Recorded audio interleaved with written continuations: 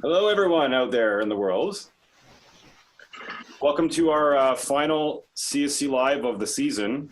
We just thought we'd make a little intro here off the top to say hi to everybody who's been following these for the last few months.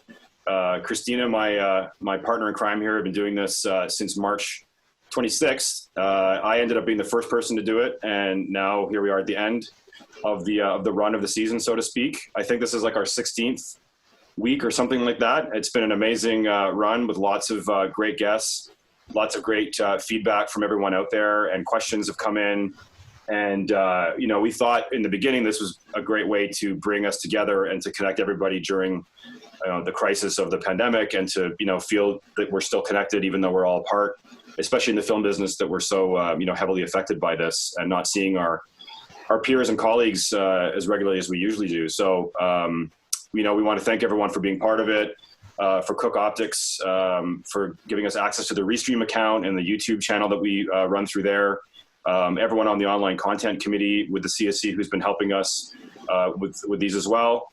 And I'm going to pass it over to Christina, because Christina's been behind the curtain here with me, running all of these, like fielding all your questions. So she's got a couple things to say, and she's been a big part of this. So, a lot of thanks are owed to her efforts. So it's been really fun. Me and Jeremy have really bonded over making this project come to life. So it's been great just being able to work with Jeremy every day. But also we want to thank Ari and Technicolor, who have also helped out with a couple of live streams, and every single DP that's been a part of them. They've put in a lot of work too with their presentations, and they put a lot of thought into what they want to talk about and what they want to share with you. And to be able to be that generous with their knowledge that they're giving us is greatly appreciated by us, and I'm sure the community as well. The last thing we just want to say is, as you know, some of you know, we launched a new website for the CSC. So there's tons of content there. We have more history about the CSC, how to sign up. Anytime we're going to have news and events and more about our mentorship program, that'll all be updated on the CSC website. So constantly check in there. And finally, we launched also a new store. So you can get your subscription through there for the magazine, as well as a bunch of cool merch. And we're also going to be working on some more clothing over the summer. So we'll have some more clothes options coming out probably in the fall. But yeah, t-shirts, hats, hoodies, kind of stuff. So looking forward to working on that and getting that going as well. So now we're going to hand it over to Luc and Peter, who are going to take over for our final session. And I hope you guys enjoy. Bye.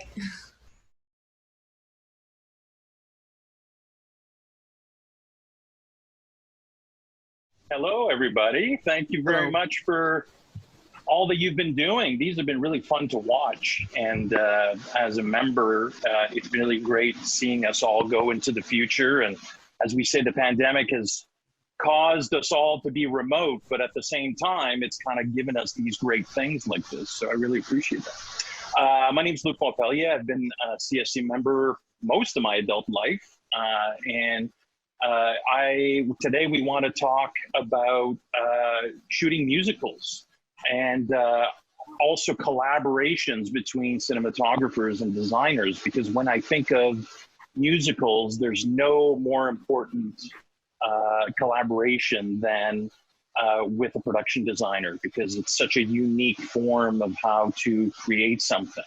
For me, it was my first Rocky Horror Picture Show is the film that we're going to talk about today, the 2016 reimagining, which was a real daunting task, but also a very fun thing to try to crack, because it is such a revered piece of work that there was a lot of emotions that came with that. So like I said, I've been working in the industry for about 20 plus years now. I'm based in Toronto and in LA, and pretty much have had the fortune of working on various things all over North America and the world. And I'm very happy to introduce Peter, which I go way back with. We've probably known each other for about 30 years. And when I was asked to do musicals, like I said, I thought of Peter right away, just because our collaboration on Rocky Horror was such an important thing for us to establish, especially. So without further ado, I wanted to introduce Peter. Hi, everyone. Good to meet everybody, and great to be invited to this. Yeah, Luc and I have worked together a few times over the years, but there was a couple of shows that were, pretty much back to back. We had worked together on Damien, and then that kind of led into Rocky Horror. So it was great to continue the renewed relationship. Exactly. It was great for us because they're very different projects that we worked on. I mean, Damien was essentially a sequel to the Omen franchise, where you see little Damien in the movies as a young man trying to find his way in the world. So it was an interesting thing that Glenn Mazzara asked us both to join him on. And also a very revered franchise in a way, and kind of an interesting challenge and a responsibility to the fans too. So in a way, it's funny how, just thinking about it now, we both kind of worked on two things that people really hold to high accord. But it's funny how Lou Adler on Rocky Horror said something to Kenny Ortega, which was the fantastic director choreographer on the film. He said, listen, because we were all very worried. I don't know if you remember this, but it seemed like we were all very worried about, who are we to touch this amazing, iconic film? And, that was a question I had, even though I was excited to try to play in that arena. But I was like, but Lou basically sat us all down, which produced the original film, and said, listen, Rocky Horror has always been supposed to be reimagined, whether it's on stage or screen or film. Like, he basically gave us the license to make this our own version. Like, I know Kenny has a very big dance background, so the film was very much more present. There was a lot more performance aspects to his imagining of this, very much like a theatrical show. Yeah. So to me, though, that was an important thing to say to us at the beginning, because for me, it was like, where do I even start? How do I even, because I do appreciate the fans of the original film. And I'm sure there's various degrees of opinion on how that was. But just to start off, I just remember it being a daunting task, which I know Lou had just kind of calmed us all down and said, you know what? This is you as artists just creating things in your version of this whole thing. So in a way, it became a new film, with a lot of the content being harkening back to the original kind of, I think it was a stage show originally, a musical stage show. So to me, that once that kind of trepidation, or if that's the right word, just kind of disappeared, or that kind of anxiousness about it, it was kind of fun to start working with you and with Kenny. And I think there are unique things about shooting musicals that I had never experienced before while doing drama, because Rocky Horror was my first official musical. I had worked on a movie with Guy Madden's Saddest Music in the World, which had some slight performance elements to it, but it was pretty much a comedy. And it was the performance aspect was less of a big thing. So Rocky Horror, I'd say, was my first kind of like huge production in the musical genre. And it was interesting. I think Kenny was kind of looking for that. He was looking for somebody that hadn't done it, that could bring a sensibility from dramatic work as well, because the film does move from seamlessly, hopefully, from dramatic scenes or comedic scenes and quite over the top, but also into musical numbers. So I remember us talking a lot about how we were going to do that so that it became the same movie throughout the whole thing. Yeah, so for me, sorry, go ahead. No, go ahead. Well, I was just saying, I know that he wanted to harken back to, like the source material that inspired Rocky Horror, like the old 30s and 40s, horror movies that were done at the time. And so he wanted that darker, more kind of B-movie horror feel to it than was in the original film. Right, so it's almost like the cinematic history of those kind of films. Yeah, kind of like a tip of the hat point of view to that, and to the fan base, and all the like interaction with the performances. He wanted to acknowledge that and the history that Rocky Horror kind of spawned in our production. So those were elements that we were consciously trying to work in. Yeah. Exactly. Well, that being said, we thought we would start just after a little intro. We'd start by showing you the trailer for Rocky Horror 2016, which will we have some visual references that we can show you. We're obviously going to answer questions about the genre, also, you know, beyond our working relationship, because Peter's our first production designer, I think, that the gang has had on. So there is this whole thing, this whole life that designers and DPs have, which we can get into on their own, even beyond the director, to present things to this person. So let's watch the trailer, and then we can come back and start talking about different things.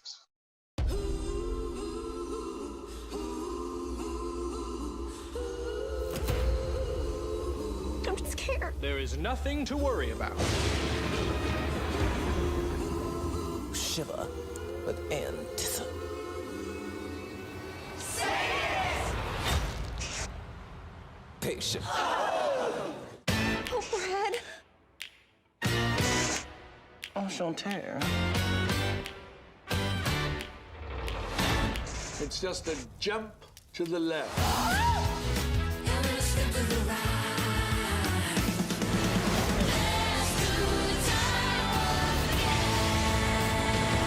Great Scott.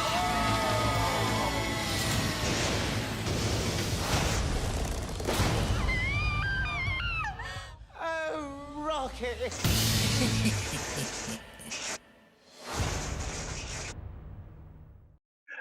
But yeah, just seeing the trailer, it just kind of, the whole idea of the whole camp that Rocky Horror brought to kind of the forefront and what people loved about it. Like, I just remember seeing, and you could probably tell from the trailer, but you guys can go watch it, just this whole huge performance theatrical thing, which is kind of the job that we had on this film. I mean, my background before I did this film, other than Saddest Music, was more dramatic work, very realistic dramas that needed to have, you know, an entry point of realism to kind of experience the story. And this was a completely different approach, which is what appealed me to the project, was the fact that we had to put on essentially two things. We had to put on two shows. We had to make a film, but also within the context of the film, we had to put on a show, which demanded a lot of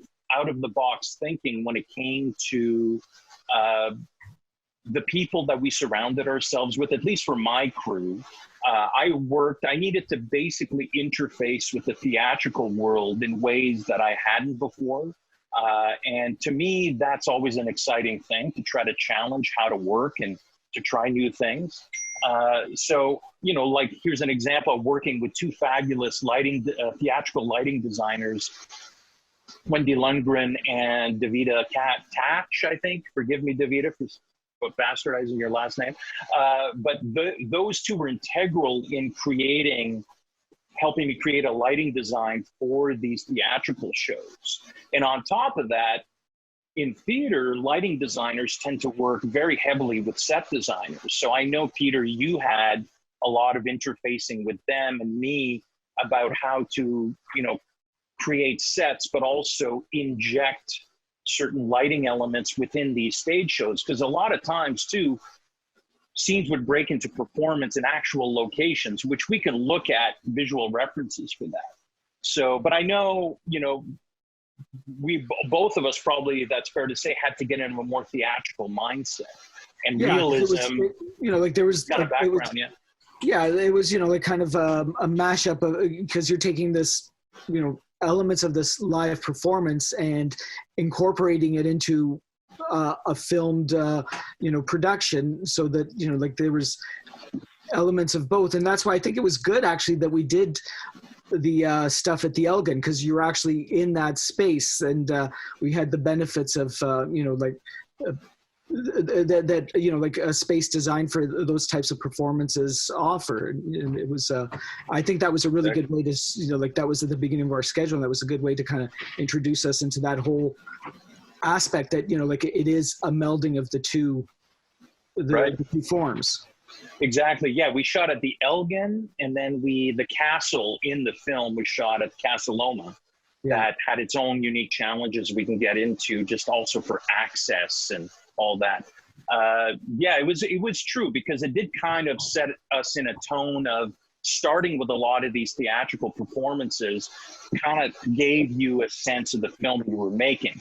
Because the costuming in the film and the color, everything was all brought together in a theatrical form. So when you went into these dramatic scenes, you still kind of kept a little bit, that kind of performance elements kind of stayed with you while you were figuring out lens choices and camera angles. And again, as you say, these old movies that we watched, I remember downloading all these old sci-fi films and just kind of getting into the sense of how that would influence the photography, which a lot of canted angles and wide angles and very in-your-face kind of stuff, which was quite liberating to be able to do that and a lot of fun. And especially, like I said, the performances are so big that you're kind of go along for this ride. And, you know, also I remember just some of the set pieces that you made, you know, had to be very much like these old movies, had to kind of be lit from within. So we had a lot of collaboration on technologically, what would we put in there? Of course, LED played a huge part in this whole thing. But just the idea of where things would be lit from, because as we see, maybe this is a good time to get into the PDF doc. Sure. Just so we can kind of start talking and looking at sets, and I'm sure that's going to inspire a lot of things based on what we're talking about. So let me get that going. So maybe, Peter, do you want to talk about this document that the art department created? Yeah, so this is, you know, like the lookbook that we put together basically to present how we were going to, you know, like handle the material in the film, how we were going to, what we were going to do at each of the locations for each of the numbers. So what we did was this was done in prep, probably prior to the tech survey, so that we knew at each location or, you know, stage set what we were going to be doing, modifying, building, how they were going to be dressed. So it's a combination of some source material, some pre-viz that we did, some, you know, collages of different images. And then what Luc did was he paired up the corresponding scene that we shot there with an actual image from the film. So this first one, for instance, is Casa Loma. And in the conceit of the film was that Casa Loma was an old movie theater.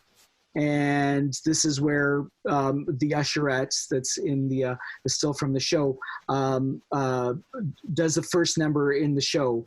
And she's an usherette that's obsessed with horror and sci-fi films. So what we had to do was turn Casa Loma into a movie theater. So we had to add the marquee, the box office, put, you know, like show posters in the windows, add a little bit of light with the stained glass window. So you see the previs on one side, and then how Luc lit it and shot it on the day. So I think that it's useful to kind of compare, you know, what we imagined and what we actually ended up with. Exactly.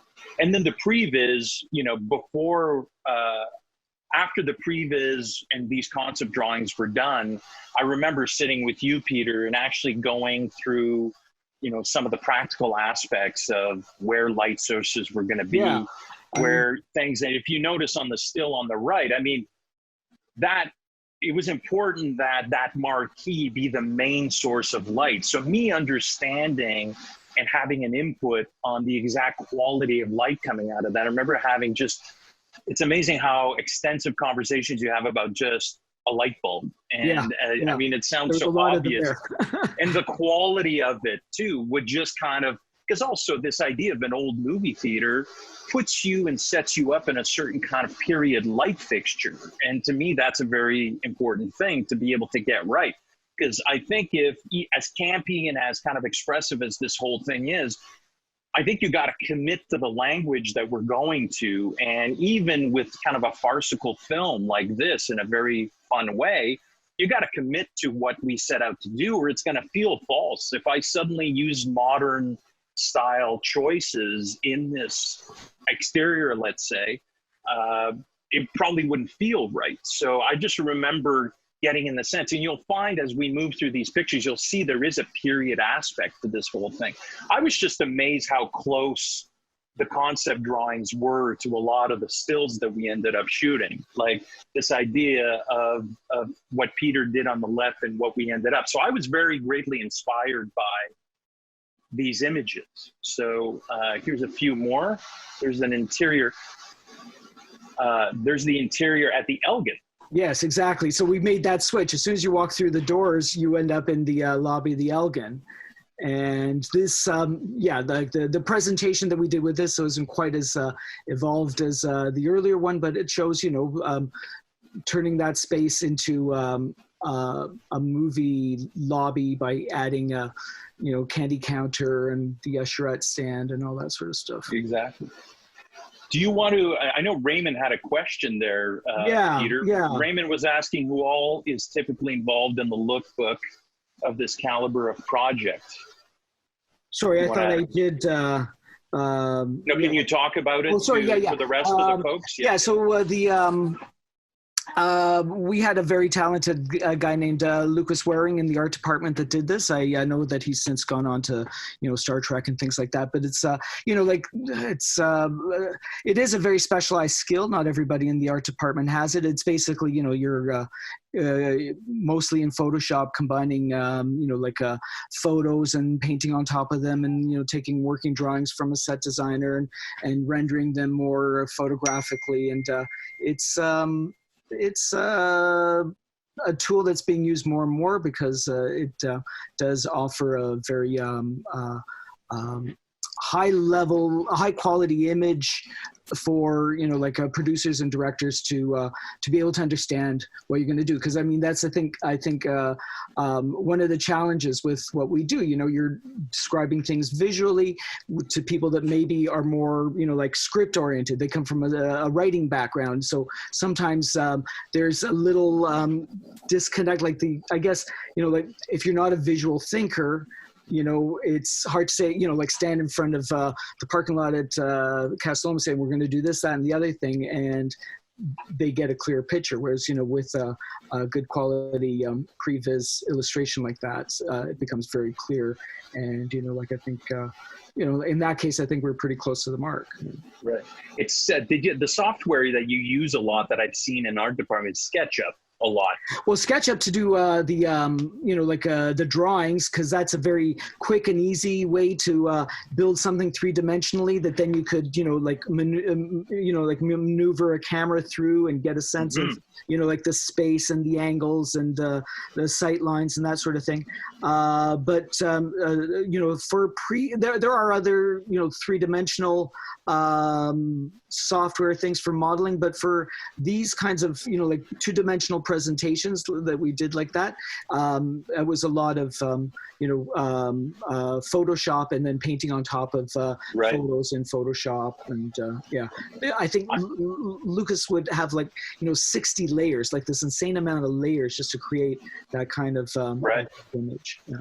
I mean, I think it's probably one of the most important documents or process at early stages of production. I should mention this. I always ask for my office to be right next to the art department, or even sometimes I always sometimes even have a desk in the art department, because especially on a project like this, to me, it's it's like an actor getting into the mode. For me, sitting there with all the imagery that Lucas had designed and all the kind of things that you also reject, it's also sometimes good to know what we don't like. But to just be able to sit in a room with images all over the walls and just kind of dream about it, that to me was a key thing to get into this project. And again, for me, being able to walk, a couple of feet and go into your office, Peter, and start talking and jamming about stuff was a fair thing. Because I think a lot of times, people think maybe the director is there for every single step of the way, and they are. They basically, I find the best directors that I've worked with set the tone at the beginning for all of us. He gets all the keys together, especially us two, because there's also hair, makeup, wardrobe, set design, all of these key people, and kind of gives us this. I remember Kenny talking to us generally about what he wanted this film to feel, and sometimes got very specific. But also I knew that he was designing a lot of these dance pieces, because the film is broken up into a lot of dance sections. That's why you'll see on some of the document we'll get back to that there's these numbers that we had to do. But I find the best directors will let Peter and I, let's say as designer DP, go off into our own corners and dream a bit about how to make this and enhance it a lot better. And that to me is kind of a great thing, to be able to kind of get to know a director enough to understand that they want you to push things. And I really did feel that Kenny wanted that. So by doing so, it's inevitable that Peter and I are going to be in a room alone without even the director, jamming about and dreaming about stuff. And we start inspiring each other that way. And whether, to me, having a visual reference from a concept drawing stage is the first step that we can start playing around with, hey, what if we did this? Hey, what about if we add this element to this set? You know what this could do? This could inspire a whole new part of the dance number that could, you know, have a motorcycle riding around on a set, which actually that's a ended good point, up happening. You know, like just when you were talking about that, I was thinking, you know, like when we were designing the lab, where, you know, like a lot of the big numbers happen and the motorcycle goes up the ramp and around the balcony and then back down. Like there was like a big dance number there up on that balcony right by the railing. And you were saying how, you know, like it would be great, you know, because you're looking up right, you know, like up at the ceiling there, and it'd be great to have you know, like some sort of light source there. And, you know, like we're saying, well, the railing kind of goes all around it, and we yeah, so that shows the ramp and the balcony behind it. So, you know, like because of our discussion about, you know, what's going to happen up there, and even though we do see some theatrical lights, you know, like that was getting to you know, like spot where it'd be kind of very kind of distracting to have, you know, like looking up at more light. So we put an LED strip in the hand railing, and it went all the way around it, so that whenever the dancers were up there, they were lit by something that we incorporated into the set. And even other elements in the stage, like you were saying earlier, you know, like having some of these kind of bizarre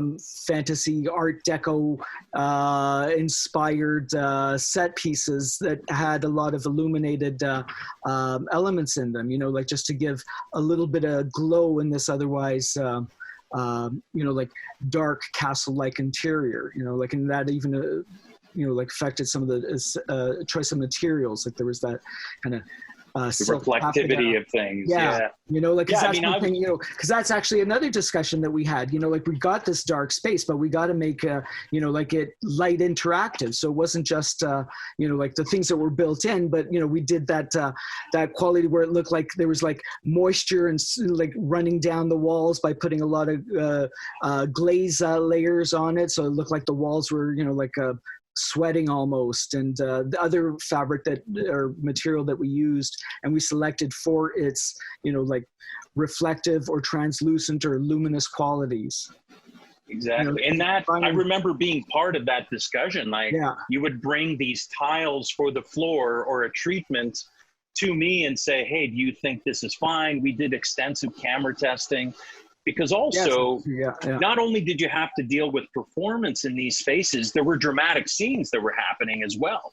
So you had to kind of, again, that blending of theatricality for some of the performance. Like an example is this, you built a stage, but then also there's the whole, you know, Rocky awakening, that kind of thing. So it's a coffin there, exactly. And just a note on this still on the right that you probably see the grid of the set up top. That essentially was replaced digitally to have a huge dome. These are actually all stills from the dailies, from the DIT carts. So this, obviously none of the effects work was done. But I mean, as you can imagine, just looking at an image like that, the coordination of all our departments really needed to happen. And the only way to do is to spend time together. And again, if I wanted to bring up this still here, if you look on the left, that's essentially a SketchUp drawing just on the right there, where once you take it from concept drawing into two-dimensional, more of a texture color zone, inspiration document, the sets get rendered in 3D so that I'm sure you can speak to this, Peter, how that integrates into your process. But for me, for a moment, it really, really, especially Kenny, once we had this 3D model of the set, it started to inform a lot of the choreography that was happening as we were prepping, which we'll talk about. But for me also, you can use this to visualize lighting design, where you can actually dial in the virtual camera of SketchUp to find camera angles, and you can literally wander through these sets. I actually had an app on my iPad that can actually open up SketchUp files so that anytime I wanted to, I could call it up on my iPad, and especially on the new iPads now, the processing is so smooth now that I can actually visualize where shots would be. And I remember it was kind of a symbiotic relationship where as choreography, I'm being asked what the app is. I'll actually find it. I think it's actually a SketchUp. I think it's called SketchUp for the iPad, but don't quote me yet. I'll probably find it when we move forward. But to me, that was a thing. And I don't know, Peter, how that 3D model stage, what do you use that for other than previs? Do you actually use it for construction, for... No, usually for construction, you do an AutoCAD, like working drawings where, you've got some 3D capability, but it's limited, the thing with the SketchUp is that it's really good to see, for instance, we use it to see, like as, like if we have the railing there, is it going to be a problem when, is it going to, block somebody's head, or is this column too thick? Do we see the dancers enough when they're doing their number there? Because I think actually we did do something like that. We realized that some of that stuff was blocking too much, even though it would be, more realistic for the type of material. So we said, okay, well maybe then they built the arches out of metal. So we reduced them probably by 2/3 or something so that it opened it up. And so it's helpful for things like that, just to get a sense of the space three-dimensionally, and, it allows you to easily move through there. So you can make some decisions that, initially on paper made sense, but then when you see it's, three-dimensionally before it's actually built, you could, notice things you didn't perceived before and change them, before it gets built. Mm-hmm. No, definitely. I mean, I just should mention, and you mentioned that you altered things based on these models, based on choreography, and besides me also being able to use it to visualize lighting and where to put these LED strips and how to have this set lit, even though it's theatrical, but have the character of the set shine through how it's lit from within. That was an important thing for me. Also, I just should mention that prep on this with Kenny was a very unique, because essentially all of his prep, which was about a month of choreography set aside with the dancers, was in the studio figuring out some of these dance numbers. So as Peter was designing the sets and I was involved in figuring it out, I was going to choreography sessions every day with my DSLR, videotaping and finding angles with Kenny, which is a very unusual way to work, because usually you're in an office and you sit. But to me, things were happening at the same time. So if I had ideas that Kenny wanted to bring to camera in the final, I was able to also come to the art department and say, okay, we want to do this shot, but these are problems, or could we add this little element to it so that the actors, so it's like the design was happening as the choreography was happening, which is kind of an unusual thing, because, I remember us having to be on our toes a lot. Oh, you want to send a set of dancers up on the rafters? Well, we got to make sure, my team and I, my gaffer, George Kerr, which was on the cinematic side, and then working with lighting designers in unison to make sure there was light there, but also the right kind of light. So that was an interesting thing. But yeah, I just thought I'd mention prep. I think I remember you telling me you had to go find Kenny all the time at the studio. Yeah. I mean, Kenny's background is as a choreographer, and it's in a, like long tradition of choreographers turned dancers, from like Stanley Donen and Gene Kelly to Bob Fosse. So he's, like the dance was kind of paramount for him.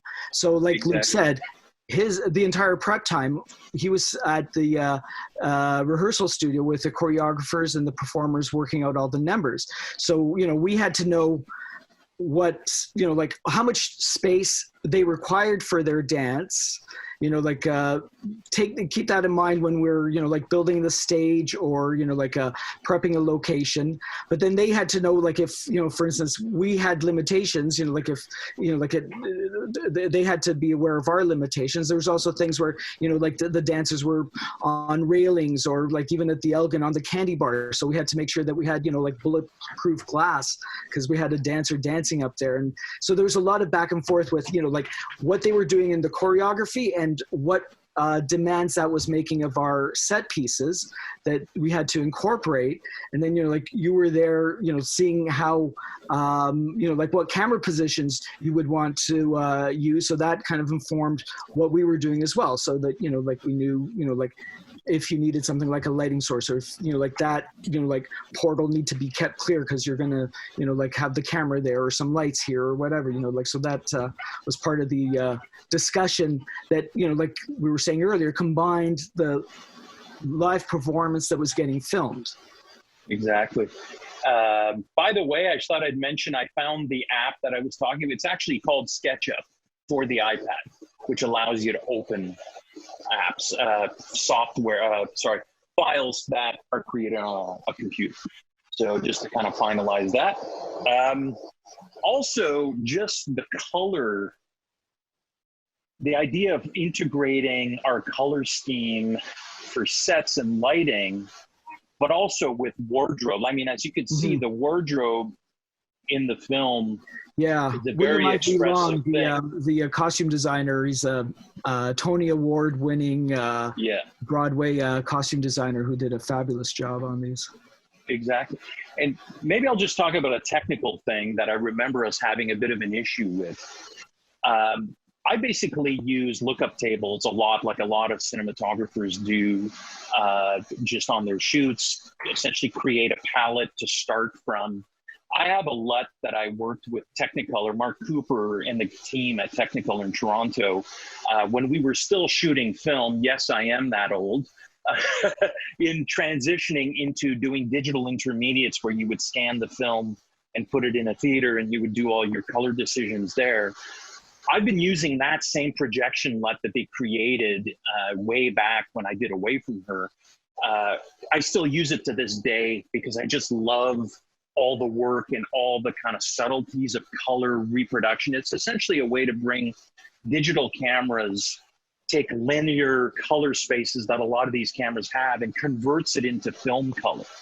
And I remember we were having an issue, and I kind of understood the film we were making as far as color goes, and also philosophy of what Kenny wanted, when essentially when you're rendering an image in live, but that this LUT is translating these colors, it's skewing colors, it's interpreting color, because it's making as if the color is being rendered on film. But there was such an attention to detail for costuming and color in the whole live show element that Kenny was looking at the monitor and going, because the reason I love the LUT too is because the skin tones render in a very interesting way for me. It's the most cinematic or filmic skin tone rendering that I had seen. So that's why I keep going back to it. And then you tweak it depending on the show, is that the colors weren't rendering like they were in reality. And that was kind of bumping on Kenny because, and understandably, all this work that you had done, I had done, everyone, but it was important for me to bring that early on in the process. And I remember shooting camera tests to try to explain, but you could only bring it so far. So there was a lot of effort in post to swing these colors back to where it was based on how we saw them. And I know Mark Cooper was just a genius at doing this, where he would grab certain colors within a frame with secondaries and swing it back. And we almost ended up creating a new LUT in post just to bring back some of that element. So to me, that was an interesting thing. The idea of what a live audience would be seeing was a very important thing to Kenny. So early on in the process, we figured this out. So it was interesting how even the choreography would inform the sets and the sets would inform the choreography. Even the technical aspect of this was being tweaked as we went. We shot this on an Arri Alexa, with a panavized Arri Alexa with lenses, Primo Prime kit, and some zooms, because I figured the zooms would be a huge part of the performance aspect, without diverting here, but also the idea of, Dave Sheridan was one of our operators, and Ono Ueda was another one of our operators that were phenomenal in getting in this mindset of performance. I used to kind of joke that they were NFL cinematographers, where they had to kind of follow a football across the field, because without proper framing, it would be, we would not capture these kind of amazing things that these dancers and Kenny had kind of put together.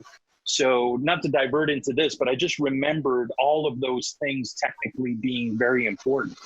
And even I remember Dave and Ono going to rehearsals, and that how important that would be to inject themselves into. And I just remember on set, even them having conversations with certain dancers that saying, okay, this piece, I know you guys have changed this. Are you going to go up in this quadrant so that I can make sure that I kind of follow you?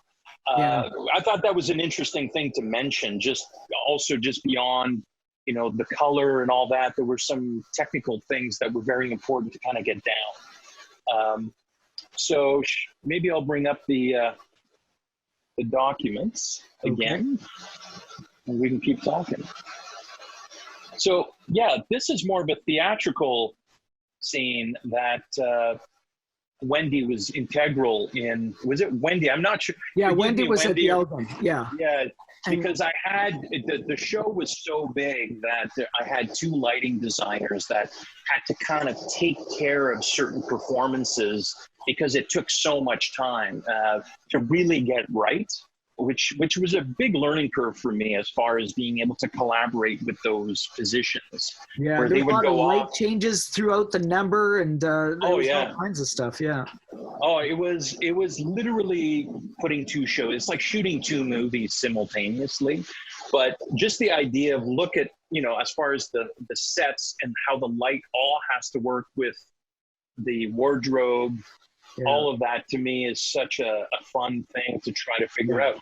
And this is like some of the other things that happened on that stage, basically, and this is where the lighting was instrumental, because, like it's the same set, but it's a completely different image because of the lighting and the smoke on the ground, this was Frankie coming down in King Kong's hand.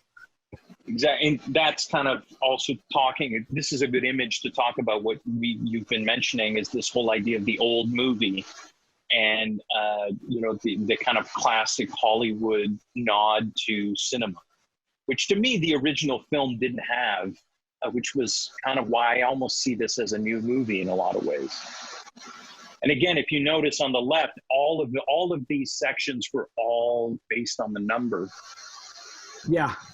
And there's the old sci-fi lit up guitar that, again, took us many, many weeks to get just right. There's actually LEDs in that guitar that are wireless DMX connected. And so that too, as he was, mimicking playing, it would strobe through different colors. And it was really quite an elaborate build. Yeah. Exactly. Sorry, I guess I put an image upside down there on the left, just to keep everyone on their toes. It's all intentional. And here we go. This is the whole Busby Berkeley sequence. That was a lot of fun to do. And again, this was at a mansion, I believe. Yes. And again, look at the color was referencing the Busby Berkeley movies, where they were all these amazingly Technicolor level images. So what I needed to give Kenny what he was looking for, besides just cranking up contrast and chroma, was to actually have the colors within the frame. The idea of, what the skin tone and what the set, and also the water was a big portion. I think Mark had actually grabbed that kind of teal or watercolor and swung it to a more untraditional Technicolor kind of scenario. So to me, just without having the color palette within the frame, you wouldn't be able to achieve this. Post will not fix everything. Then some underwater stuff. That's pretty much the end of the document. Is there anything else you wanted to talk about, Peter? Actually, I think we skipped a few sets. Did we? Oh, here's a good example. Yeah. The tunnels and things. Yes, there you go. Yeah, that must have been fun shooting there in that long tunnel with like 2 access points, one at either end or something. That is correct. Yeah. But here's an example of also shifting gears within, and this is where I need to work closely with Peter on, because again, there's this whole journey that happens underneath the castle, which was at Casa Loma again, where it's a bit less theatrical, a little bit more scary, but it still needs to be theatrical. But this is probably the most extreme of kind of dark realism that we went into. So, the idea of putting practicals in the right place is a very important thing, especially as you say, because of the access points. Yeah, that's right. We had lights throughout. I think even that candelabra, I don't know, like a triple wick candles or something like that. And that's right. And that's because there was no place to hide lights there, right? I mean, it was. That's right. And this is when the modern technology really kind of helps with these cameras that are very sensitive to light, where you have lenses. I know the Primo primes were a 1.9, which, is not as wide open as some lenses can be, but it was just enough to be able to get us where we needed to go. And because it's a lot easier in all these more theatrical sets, or when you have room to create light sources. Let's see.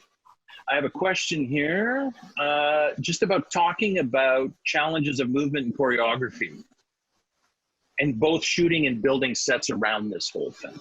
Well, everything's got to be pretty much 360, right? Because they were all over the place. So everything had to be built with that in mind. And that's why a lot of the, like integrating lighting elements into the set design and into the pieces that we brought in to, like help motivate some of the other lights that would be used to light those numbers was really important. Exactly. Because they were, and then like you said, like some of the crazy camera angles, so you were looking everywhere. Yeah, that is true. The whole 360 element is something that I forgot about. That's right, that you could literally, we had to light everything for 360 as far as the set was concerned.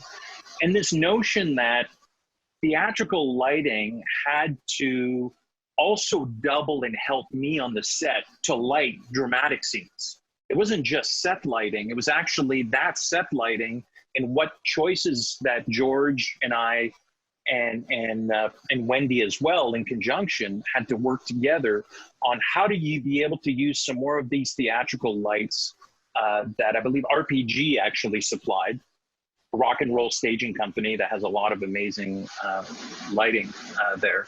And automated lighting, that how do we integrate? I remember there was one detail in the laboratory set for when the motorcycle crashes through the window, we wanted to hit the set with some lightning, but also have a source that was able in the ceiling to not have to change the fixtures, a source that we can also manipulate to just create a bit of moonlight through the windows when we were doing other scenes. So to me, it was that fixture choice. We spent a lot of time trying to figure out, I think it was the Mac 250 it was called. It's just basically an automated light that we ended up putting back there that we can manipulate and create lightning, but also have more of an ambient source.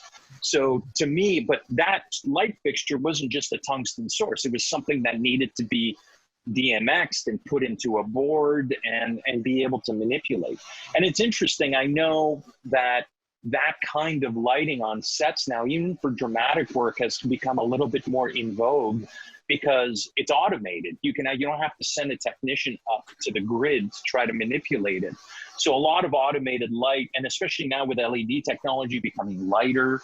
So to me, that was an integral part. And I know LEDs were starting, I think they were around, but the newer fixtures weren't there enough. So we still had a lot of the rock and roll stuff to actually draw from.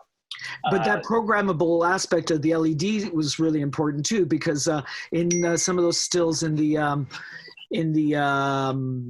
lab, like the steps that go up to where the cooler that holds Rocky are kind of purple, like old like subway steps in New York, that sort of thing. But then when Rocky goes up and is hit by the lightning, we changed those steps to the colors of the pride flag, and we had those elements. That's right. Even in the scissor lift that the cooler was on when it got elevated to be hit by the lightning. And so that's right. That programmable aspect of the LED lights in those things was really important to cue different different moments in the numbers. Yeah.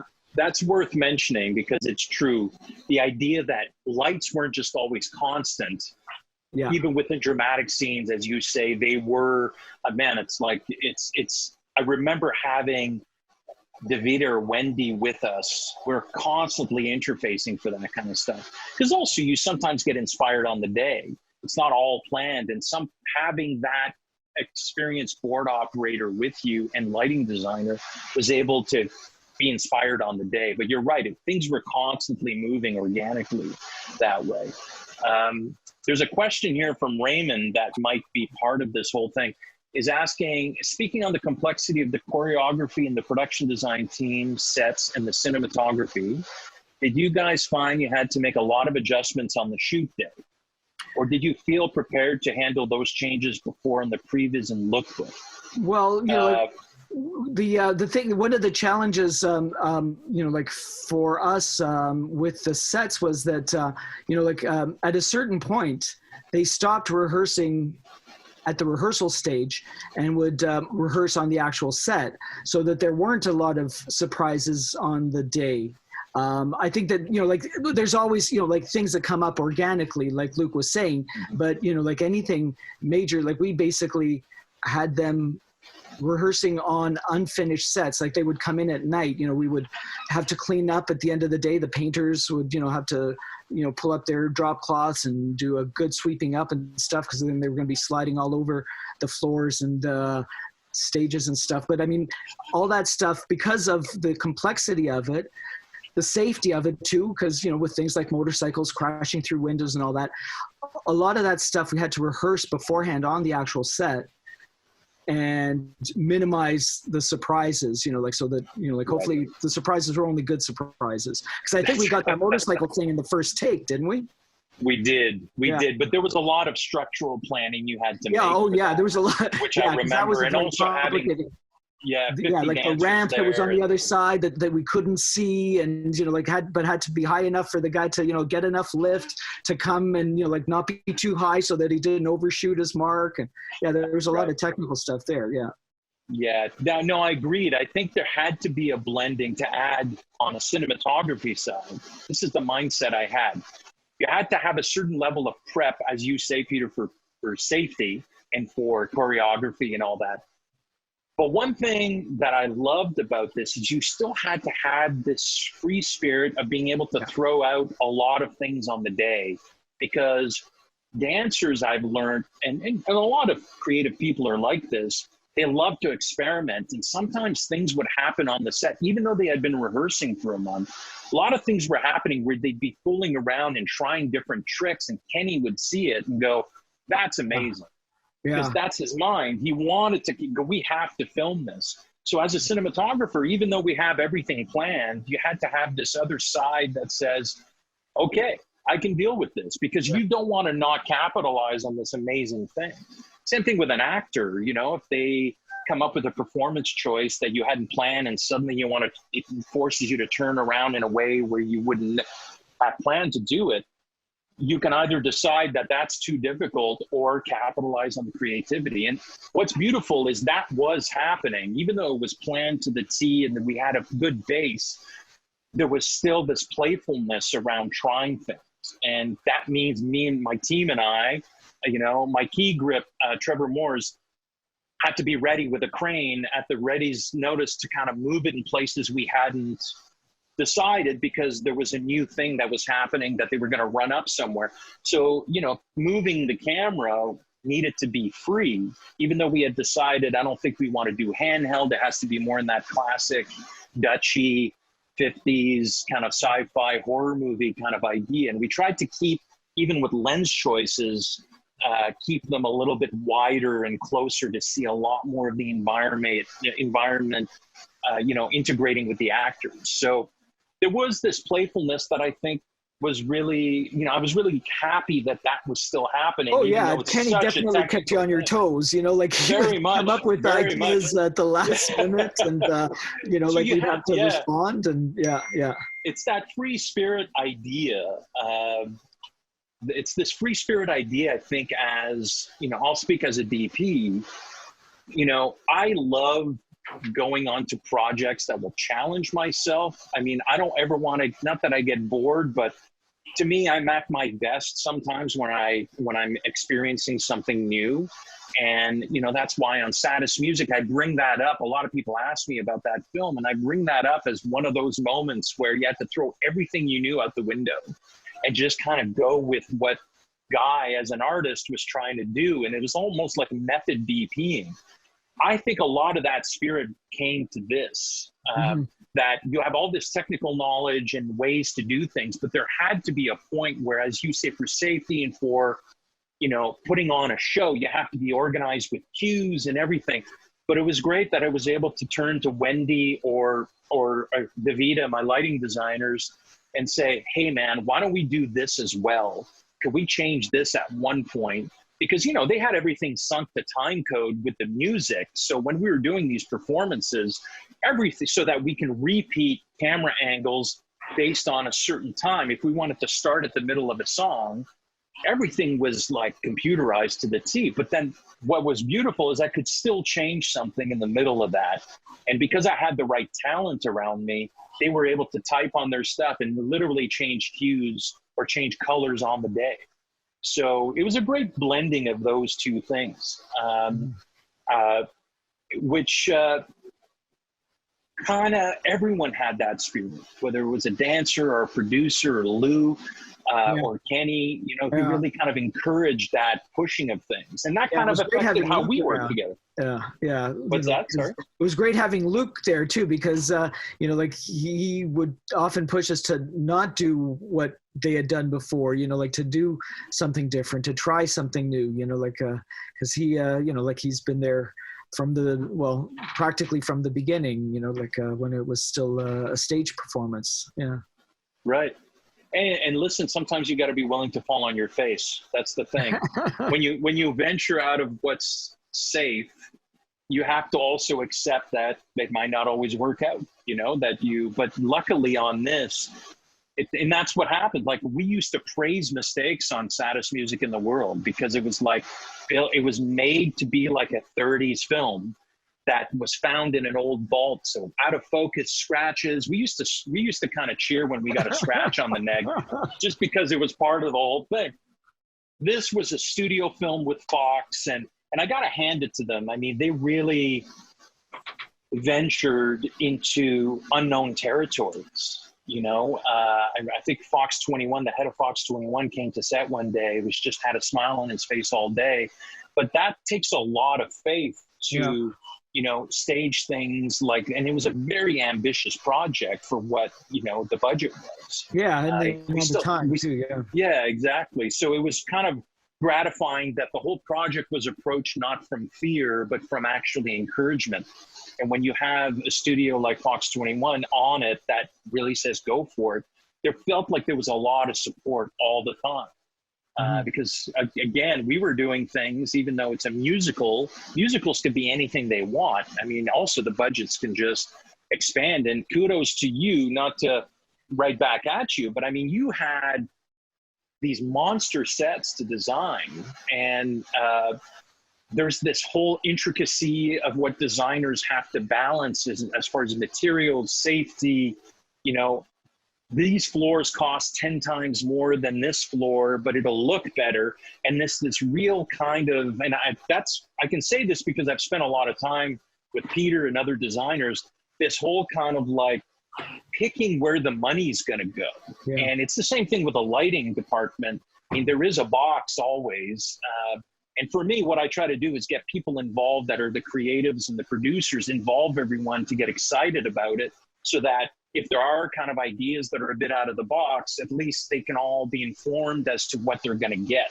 So I think as much as new things, there is ultimately this faith in you and I to kind of be able to execute these things. And, but I'm in awe of designers that are able to do that, that just can, and strong art directors, I understand, tend to also take your ideas and implement them and budget them. I think that's accurate. Usually that person takes your crazy ideas and makes them happen. yeah, they're more involved in like the execution and follow through and that sort of thing. Yeah. Right. Yeah. What else? I think we've seen the entire document. I don't know if there's any other questions. No, I don't think so right now. So what else were you talking about?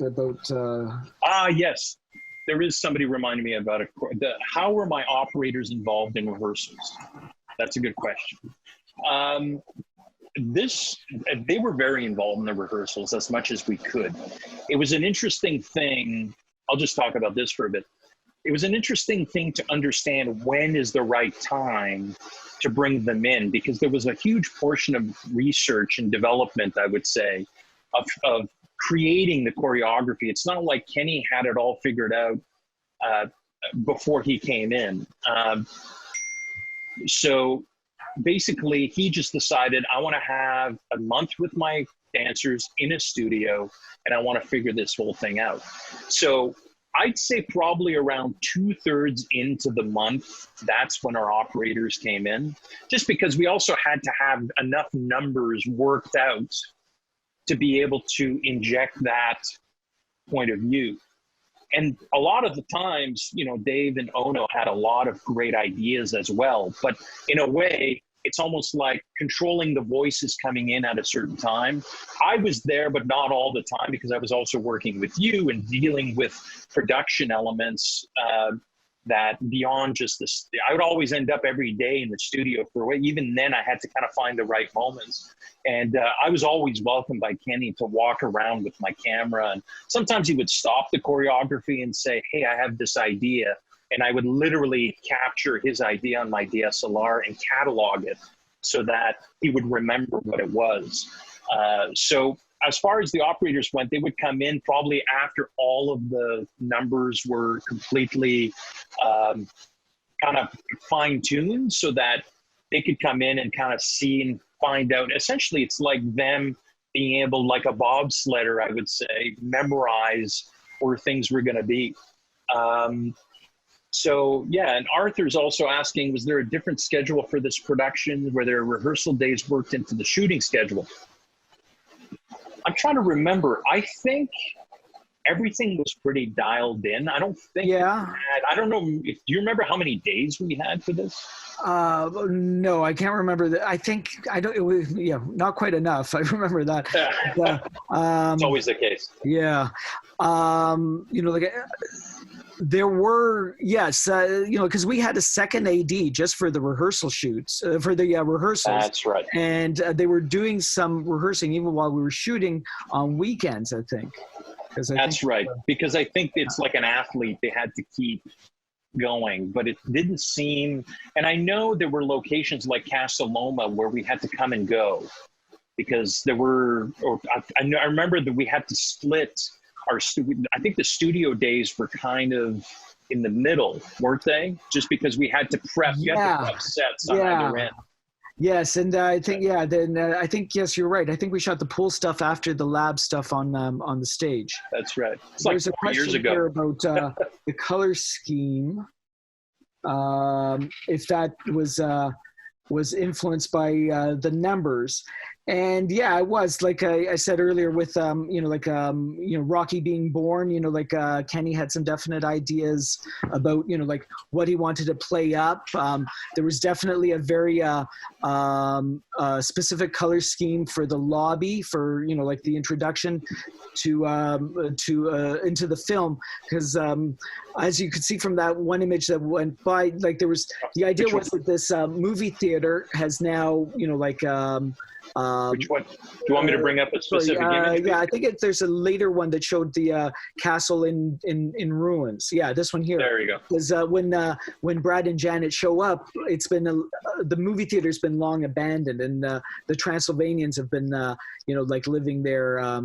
So but at the beginning of the film, when the usherette is going in there, we wanted to play up that old glamour, and so there was a lot of the reds and the golds were very specific to that and that look and that number. So yeah, there was always a consideration of the numbers that were going to be performed there. That's why as Luc mentioned earlier, on those panels, you've got what the interior or exterior location is, but more importantly, it's the number that's happening there. And that was how, those were kind of like the benchmarks throughout the show that informed those decisions.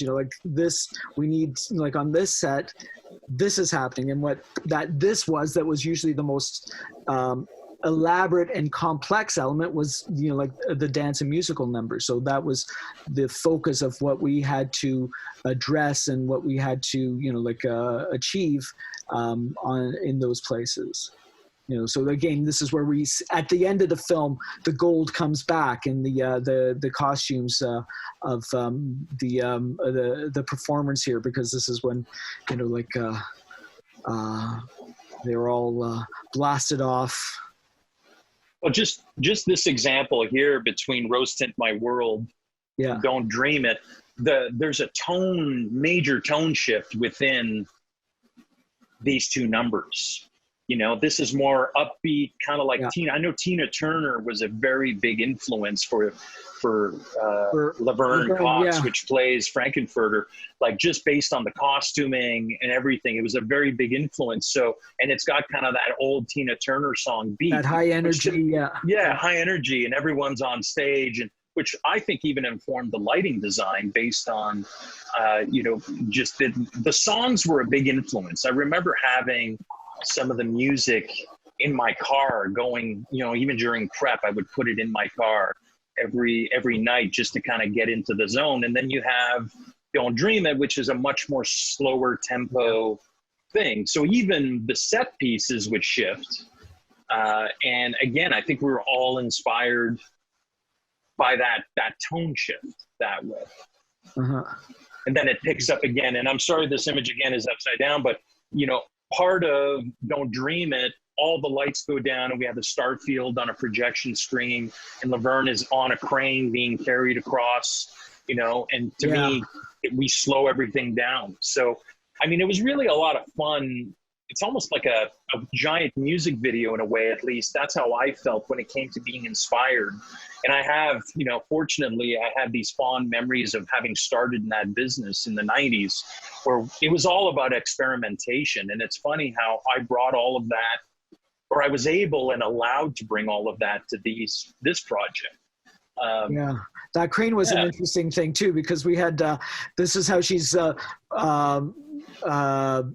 it's used to kind of like arm over the audience, and we had Laverne was actually scared of heights, and initially Kenny wanted her to walk kind of like seamlessly off the crane onto the stage and into a dance number, so we had to come up with a discrete railing that would have would be easy to then kind of like unlock and get her out of there on camera.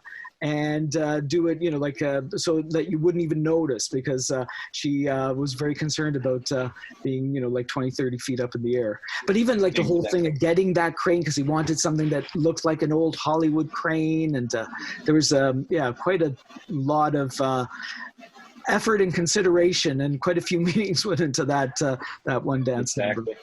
Yeah. And I just remember Kenny basically also has directed a lot of live stage shows, so he has a very sensibility.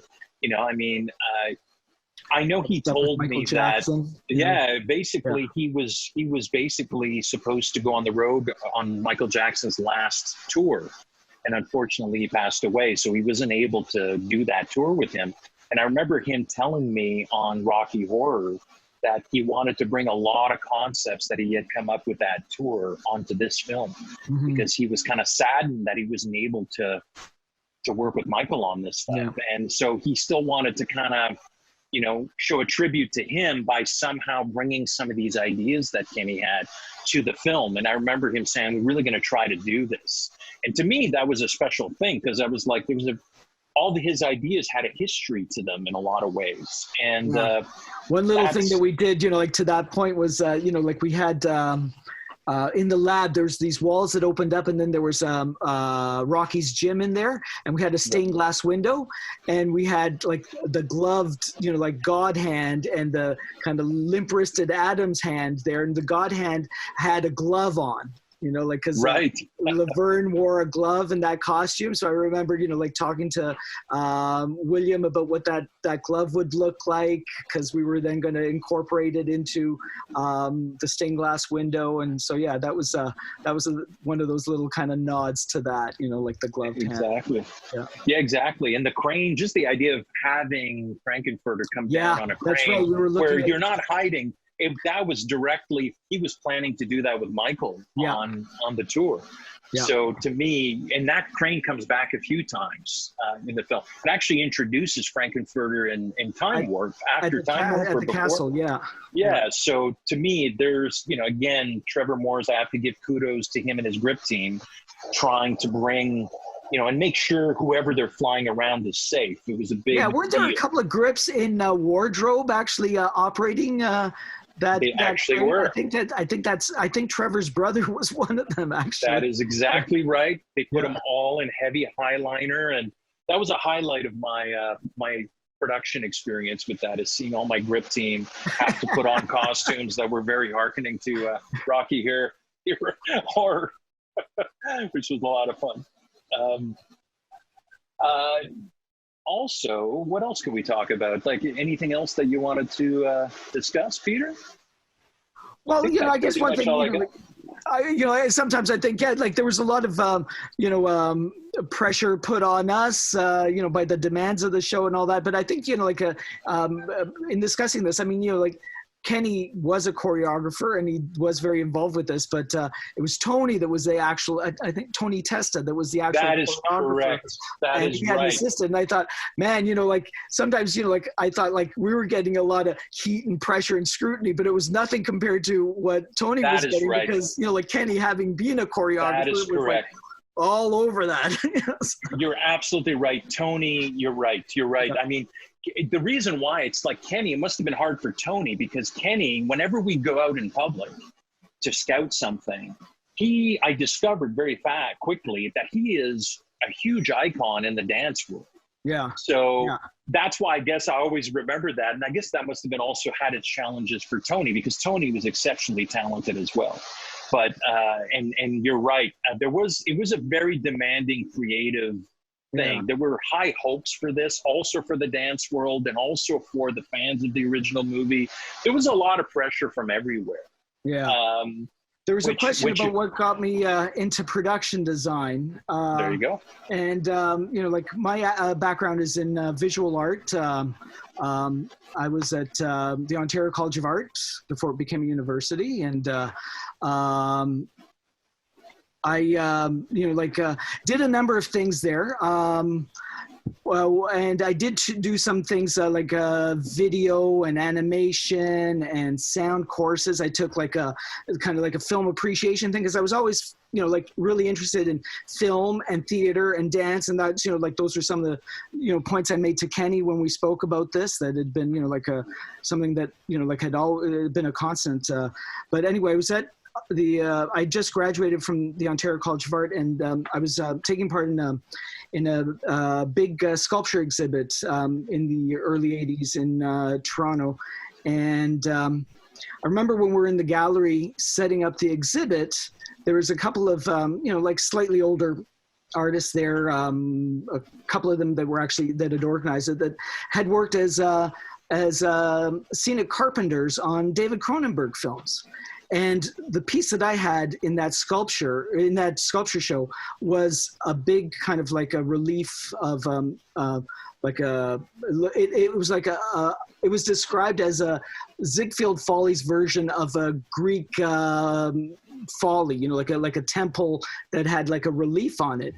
And even when those guys said that, I thought, well, my piece kind of looks like a set, and so that started me thinking that maybe scenic carpentry was something that I could do. And I really wasn't much of a carpenter at that point. I'd like done some stuff like banging some of these sculptures together, but my skill level was still pretty low.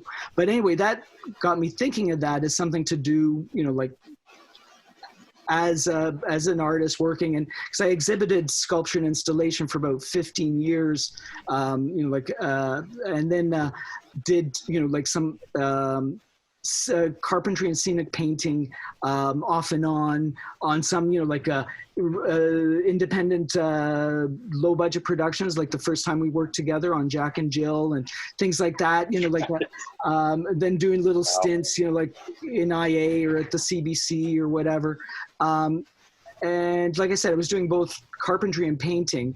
And then I realized that like some of my other skills and interests might be better serviced in the art department.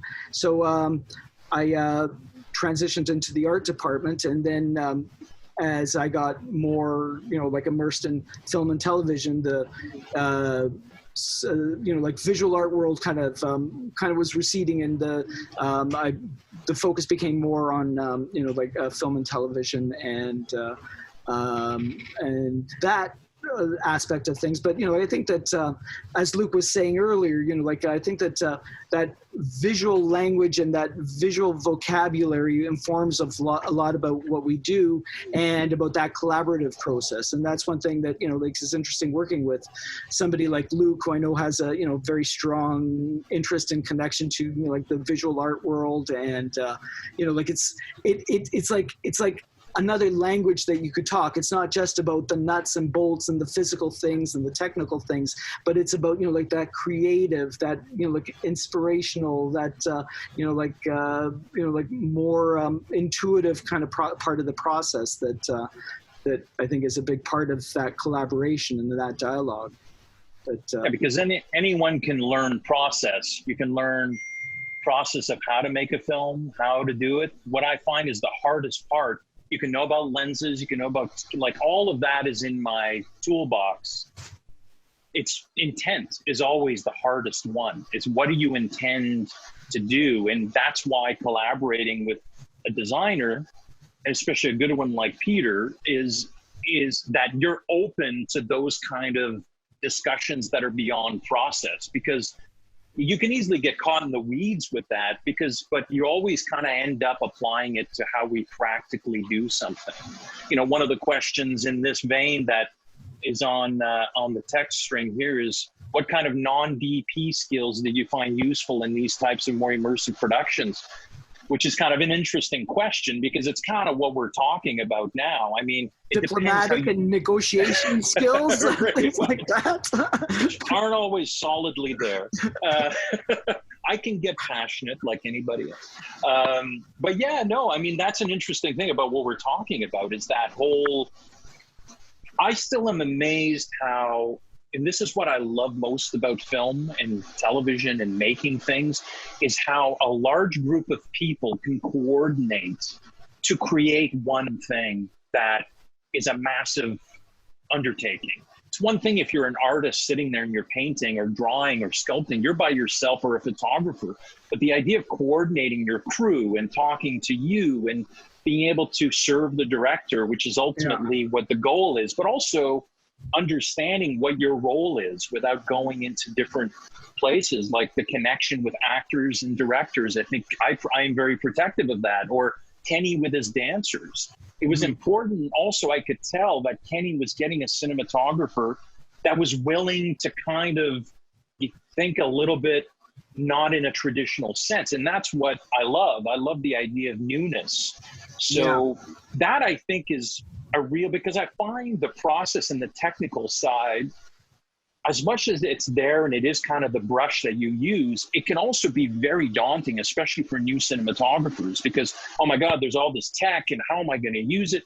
Once you kind of know it and you become comfortable, you kind of forget it. It's in the background of how, and also the people that you choose to work with is a key thing. For me, it's like I cast my crew. It's not just, hey, you know what to do, let's do, or you're good. To me, it's also about personality. I mean, these are all things that you might not instantly think a cinematographer basically, cares about so much. But, I do my best work when I'm with a team of people that can say anything they want. There's no bad ideas. I say that to directors all the time. You're going to get my bad and good ideas. You're going to get them both, but at least we're going to try to discover. And also you'll have my full attention with the language you're trying to create. So to me, I think that might fall in that category of non-DP stuff. I mean, there's the politics, but also, in this show, working with the costume is, understanding why they're making choices, because I want their work to be represented as a collaborator in its best possible light. Even though, there's a vision that Kenny had that we're trying to do, we're all contributing to that. Yeah. For me, personality plays a huge part also. Leaving your ego at the door, but also being, making your opinions known. Collaborative spirit, because like you said, I mean, that's you're you're part of a team, whether it's within your department or department to interdepartmental. It is a big team. I remember being a young cinematographer and feeling I had to know everything because everyone's looking at me. And to an extent, that's your job, is to understand the technical. But it's okay to say, you know what, I'm not sure about this. It's like the same as directors. I get along the best with directors that are confident enough in their own story to say, I'm not sure. But it's funny how, you end up collaborating with people. You find those same people. It's not always everywhere. But I do also people tend to kind of gravitate and work well together. And I think you just feel that. So to me, that's more of an instinct than a technical kind of knowledge and all that, because I'm also a nerd. I love all that stuff, but I do love that intersection of the technical and the creative and that whole kind of magic behind the curtain, without sounding like a cheesy cliche, but it's true. There's a question here about if you have to have an artistic or construction background to bring to the table. And, it's, I think that it's important to have a creative background. I think it's important to be able to express your ideas visually, because it's about communicating. So, as Luc was saying, I do some stuff in SketchUp. I had, dabbled in AutoCAD, but I'm not, I'm not a set designer. There's other people that could do that. I could give them something preliminary to start with, but to my mind, being able to communicate something using the tools is important, because that also, I think, informs your approach to it. I think, Luc, you would probably say the same thing. You don't have to have been a gaffer or an operator to be a DP, but, to know how to light a set, to know how to operate a camera, I think, informs decisions you make. So very much. You have to have, a creative, a facility and a strong visual language. Because I know that there's some people that are production designers that come from like film school, and maybe they always just kind of gravitated to that, and they like that aspect of the process the best, and then they end up as, like production designers, or some people are make their way there from being set decorators, and like they'd been involved with that, and then they make that's an often common transition from decorator to designer. And I think those are all really good experiences to have. But like going back to what Luc was saying earlier, we are making something, which means sometimes creating something that didn't exist before. And that's a lot different than, like approaching your job by, like going out and looking for something and shopping for something. So I think that's, like that comfort and facility with creating, with making, with, like taking an idea and making it a reality is an important part of it. So, I think that, it's good to know something about construction. I think you definitely should know a lot about art, but, there are different routes to being a production designer. But I think that, the strong visual vocabulary and, a broad range of references and certain, technical kind of like artistic abilities to be able to communicate ideas, I think is really important.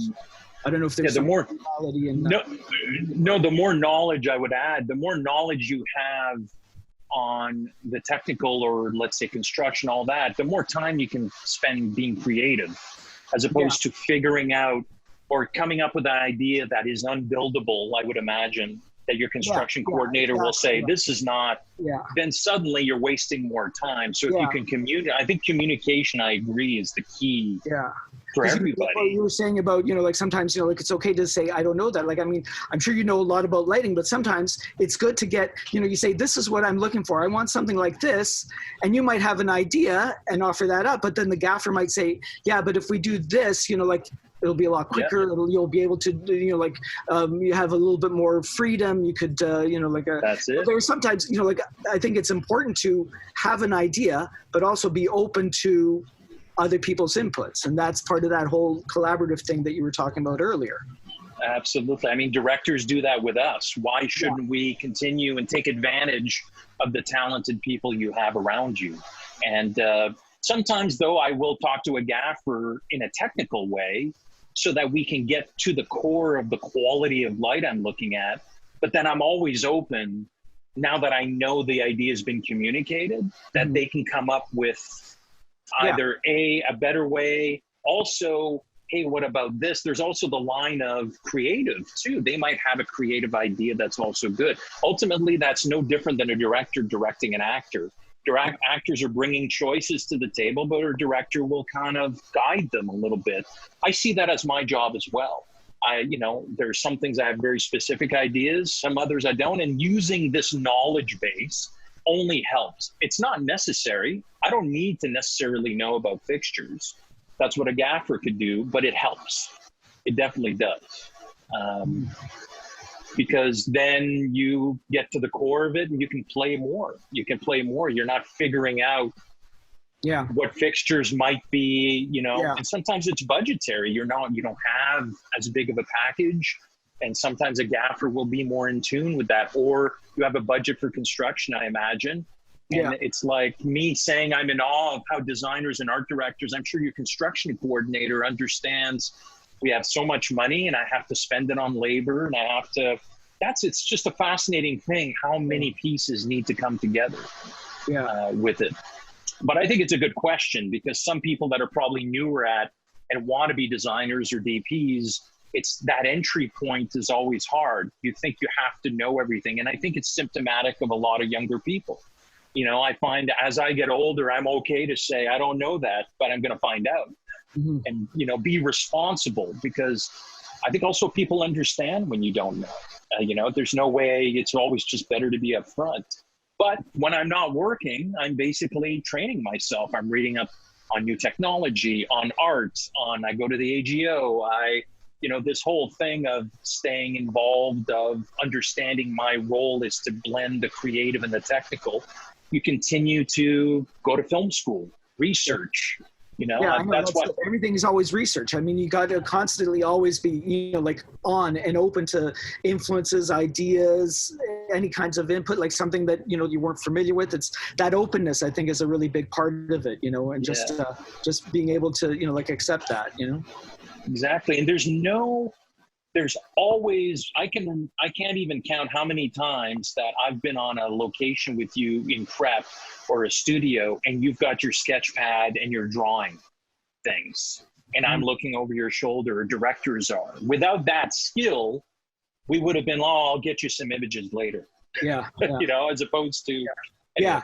Just like, like something very crude, but something on the spot saying, well, what if, like we did something like this, or on that thing there, we, like add that, or something something to be able to kind of get an idea out, Exactly.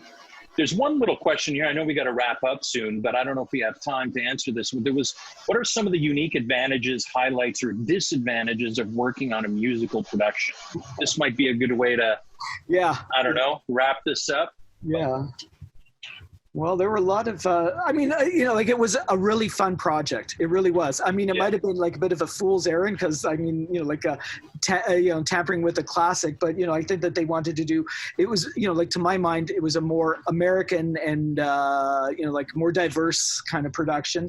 And, like you were saying about what that talk that Lou gave us, I think that really kind of summed it up nicely. It's like, I've seen over the years a number of different Rocky Horror Show stage production, so this was just a different film production, so there was definitely like the fact that I think that it offers you an opportunity to do something that's maybe a little bit more fun, a little bit more creative, because there is, I think in most cases, with things like musicals, a bit of I don't know, like a fantasy element, like something that is like I don't know if it's maybe like an element that kind of takes you out of your normal like day-to-day world, which as we were saying earlier, kind of opens you up to maybe a different idea, a different approach. I don't know. Is there, from your perspective, what would you? No, I mean, I think it's a good question to kind of wrap it up just based on general impressions. I mean, the fun aspect was definitely top of the list. The idea of playing in a genre that so many people hold dear and being allowed to be the one that's going to do your part in bringing this whole thing. Disadvantage, there's never enough time. You hear this constantly in film production. There's never enough time. Also, I think it wasn't a musical I felt that was structured to allow in the shooting process very much, like we didn't have more time for this, it felt, for this scale of production. It didn't feel like, it felt like a fairly kind of usual schedule. I forget the exact amount of days, but it never felt like we had enough time. I would be surprised if it, like maybe around 30 would be my guess. Yeah, I think it was around 30 days, which is not a lot for a scale of this production. Material, no. And I'd say, the advantage for me was that I learned so much. I just learned and I stayed open, and it taught me again to stay open to new things, to new ideas. Sometimes as you kind of work within a certain genre like drama or sci-fi or action, like wherever you are, it's good to kind of challenge and get out of that. And I just feel very fortunate to have been given an opportunity to kind of think out of that box, because you don't always get a chance. Sometimes you're stuck in a track, in any creative person. But to be handed this, everyone I told that I was working on this in the business and beyond was like, wow, you're going to get crucified. That was the first thing they said. And secondly, I'm like, well, we're going to try to make it our own. So, but just to me, just having, as you say, Lou there to give us license, to me, made it a legitimate attempt of, this is okay, guys. You may hate it, you may love it, but it's meant to be a new thing. So, but to me, I'll always take that to the next thing, this idea of always trying to discover. Also know there are certain genre musical things that people want to see. They want to see great numbers and great design and great lighting design. But even within that, to me, it was a lot of fun to coordinate. And I'll always be happy I did it. Yeah, yeah. And working with you again. I mean, just again, Yeah. I can't stress that collaboration, how important. I mean, you can feel very alone. We got to do it again soon. Yeah, for sure. Absolutely. And it's always appreciative how good you are to kind of Well, thank think you. out You're of the almost box fun to and just kind collaborate of with. play. So, yeah, no, I There's appreciate always that. some So, good dinners or something along the way. exactly. So I guess this is the end of our talk.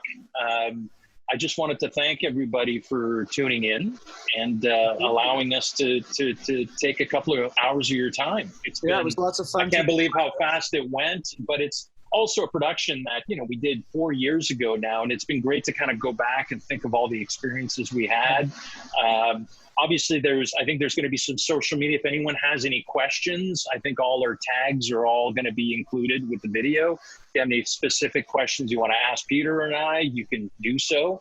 I think we're going to probably check out the Facebook page and all that. So if there are questions there, we're happy to answer them. I don't know if you want to say any parting words, Peter? Well, I'd just like to say that I feel honored to be invited into this forum, and doubly so because I was the first production designer on this. I think that it's an important collaborative process that needs to be,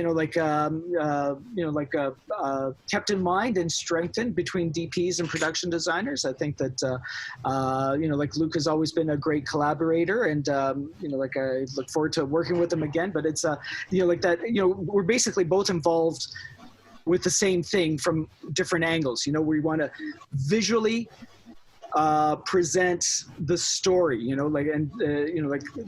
Luc is filming it and we're putting the stuff that's in front of the camera. So, we got to work together, and this was a great way to kind of heighten that creative process. No, it's a great collaboration.